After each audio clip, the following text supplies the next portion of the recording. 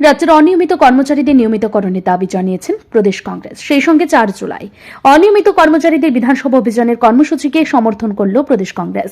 রবিবার post office চৌমুহনীস্থিত প্রদেশ কংগ্রেস ভবনে এক সাংবাদিক সম্মেলনে কথা বলেছেন প্রদেশ কংগ্রেস সহ সভাপতি শান্তিরঞ্জন দেবনাথ। তিনি বলেন, 2018 সালে রাজ্য বিজেপি নেতৃত্বে সরকার প্রতিষ্ঠা হয়েছে। সেই সময় রাজ্যের কর্মচারীদের বেশ কিছু সুযোগ সুবিধা প্রদানের কথা বলেছিলেন বিজেপি কেন্দ্রীয় রাজ্য নেতৃত্ব। কিন্তু ক্ষমতায় আসার পর 7 বছর অতিক্রান্ত হলেও এখনো পর্যন্ত এই রাজ্যের অনিয়মিত কর্মচারীদের নিয়মিত করেনি। তিনি অভিযোগ করেন, রাজ্যের কর্মচারীদের কেন্দ্রীয় বেতনক্রম প্রদান করবে বলেও প্রতিশ্রুতি দেওয়া হয়েছিল, কিন্তু ইচ্ছাকৃতভাবেই তাদেরকে বঞ্চিত করেছে।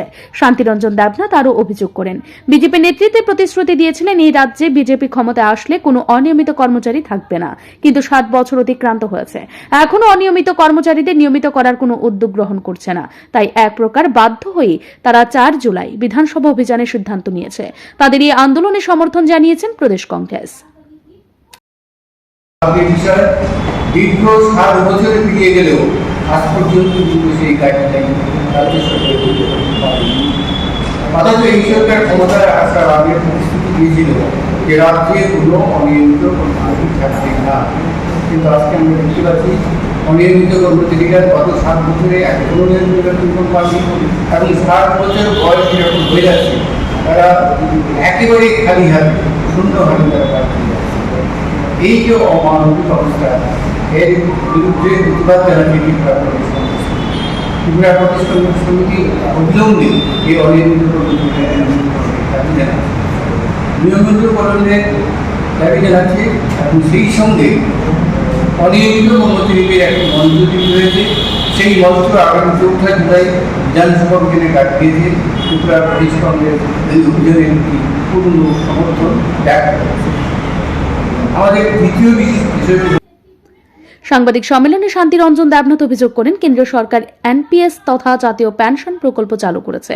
এই প্রকল্পের মাধ্যমে দেশের কর্মচারীদের সর্বনাশ করতে চাইছে। যারা দীর্ঘদিন অনিয়মিত কর্মচারী হিসেবে কাজ করছেন তাদের ভবিষ্যৎ যেমন অনিশ্চিত, তেমনি ভাবে যারা যুক্তির ভিত্তিতে কাজ করছেন তাদের চাকরি শেষে শূন্য হাতে বাড়ি ফিরতে হবে। তাই কর্মচারীদের নিয়মিতকরণের দাবিতে রাজ্যব্যাপী আন্দোলনে যাবার সিদ্ধান্ত নিয়েছে প্রদেশ কংগ্রেস।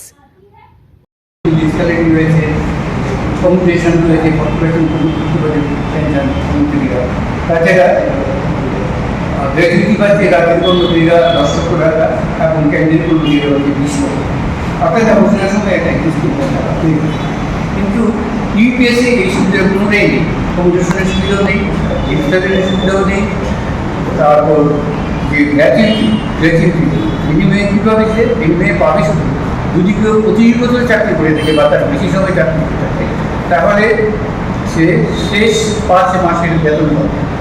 শেষ মাসে প্রতি বছর যদি 1 লক্ষ টাকা বেতন হয়, তাহলে 5 মাসে সে পাবে 5 লক্ষ টাকা। আর যদি 10 বছর চাকরি করে থাকে তাহলে 2 মাসের বেতন পাবে, অর্থাৎ 2 লক্ষ টাকা।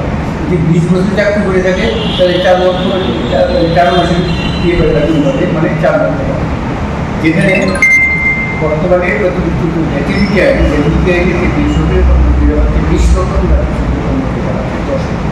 এক কথায় এই যে ইউনিফাইড পেনশন স্কিম, সেই পেনশন স্কিমে পেনশনারদের একটা বিশাল ক্ষতি দেওয়া হবে। এদিনে সাংবাদিক সম্মেলনে উপস্থিত ছিলেন কর্মচারী নেতা সুশান্ত সেন চৌধুরী। ব্যুরো রিপোর্ট, ঋদ্ধি নেটওয়ার্ক।